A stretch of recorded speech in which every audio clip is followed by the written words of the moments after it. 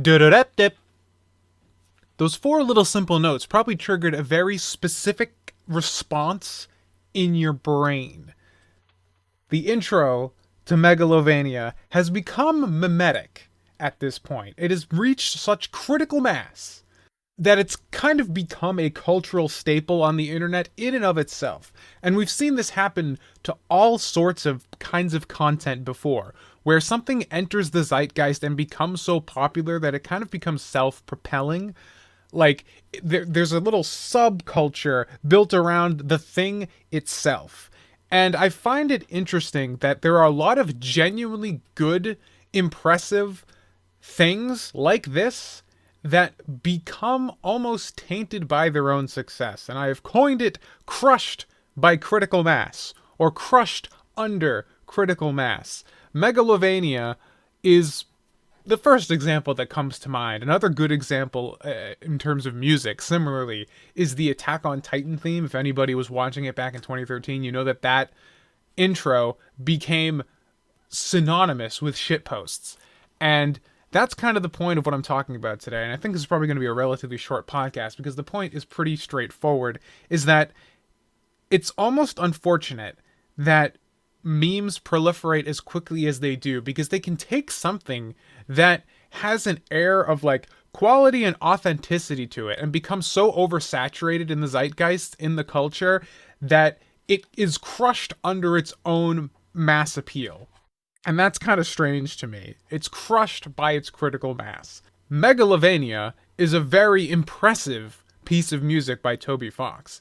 The Attack on Titan theme and the Attack on Titan OP, I specifically remember seeing it for the first time before it became a meme, because I was watching the show as it came out, blowing my mind to shit with just how good Hiroyuki Sawano's music was. This was my first exposure to Hiroyuki Sawano. Just like, the composition was crazy. The visuals were incredible. There was dynamic line weight in this animation with some like really good 3D environments that they were animating through. Like, the whole thing was a visual tour de force, and nobody would deny it, because it was the quality of both of these pieces. The Undertale soundtrack, Undertale as a thing can also be an example of being crushed by critical mass. Undertale was a legitimately good game. The Attack on Titan OP was a legitimately impressive piece of art and piece of music.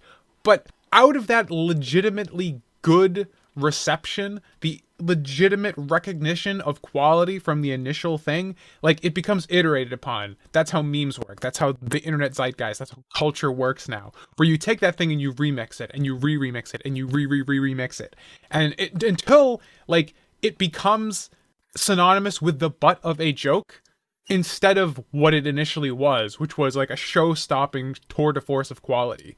And it's really unfortunate. I was just thinking about this, like, driving to get my coffee this morning. I was like, man, I can almost not listen to Megalovania sincerely anymore. Or when I try, I can't help but think of all the memes that have become part of it as well. That's very much a part of that piece of music's identity. And it's the same thing with Attack on Titan. And I'm sure there's other examples, but these are just the first two that sprang to mind when I had this revelation, quote unquote. And it's just kind of unfortunate. I don't think this is like really a thought that breaks any ground, but it just was on my mind today. Of just like how there are things that, like, at some point you kind of have to love sincerely with an asterisk. Like, you have to at least acknowledge, if not accept, the fact that there is like this whole mimetic culture around something that started very sincerely, and a lot of people's appreciation for it almost invariably becomes ironic because of the culture surrounding the thing. The adoration becomes undermined by its own success. It's crushed by the critical mass that it gains. It's hard for people to genuinely appreciate Undertale, because Undertale was so good and it had such a positive reception, so many people liked it, that it blew up to such a degree that now, like, it's kind of become a joke. It's been crushed under its own weight. There's that inevitable cultural backlash where something becomes so successful that people start trying to tear it down just to be contrarian. And then on the other side, you have people shitposting about it until the shitposts almost become part of the thing's identity. And all of a sudden, that genuinely great quality of the piece is now obfuscated by its cultural mimetic presence. And I find that really disappointing, because I think for a lot of people coming into the work after the fact, it hurts its long-term appeal. Like, if you came into Undertale like I did, oh god, like 2 or 3 years removed from its initial inception, it took me so long to get into it because my impression of the thing was only through its mimetic presence in the internet zeitgeist. And so that so obfuscated the genuine nature of the actual work, it took a friend of mine basically like twisting my arm into sitting down and actually giving it a legitimate chance. And I came out on the other side genuinely impressed because, of course, the reason it became such a meme in the first place was because the initial love was based entirely in sincerity, and it became obfuscated by the irony and the shitposts that surrounded it that started as an expression of legitimate appreciation, but because it just proliferates upon itself and people were building off of not the game itself at some point,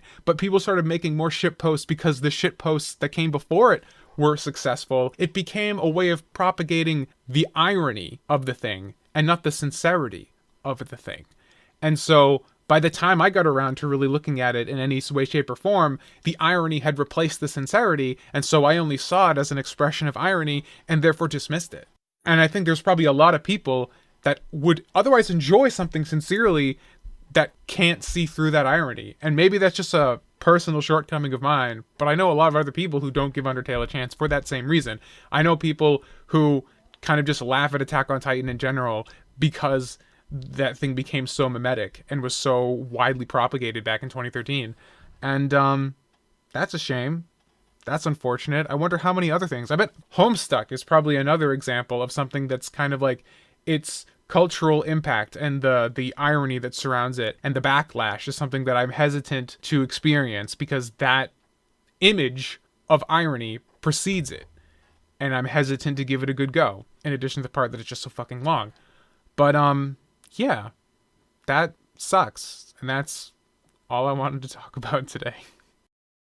Hey, thanks for listening to this episode of the Hyperbolic Whine Chamber. In addition to doing podcasts, I also make a bunch of 3D models and animations, which you can check out at twitter.com/TommyOliverSays. I'm also making a video game called Azumi and the Vertical Slice, and I have a simple game out right now called Ninja Suffering. You can check those out linked on said Twitter profile. If you want to help support the show and keep me making it and keeping it ad-free, you can check out patreon.com/polystation2 or subscribestar.com/TomOliver.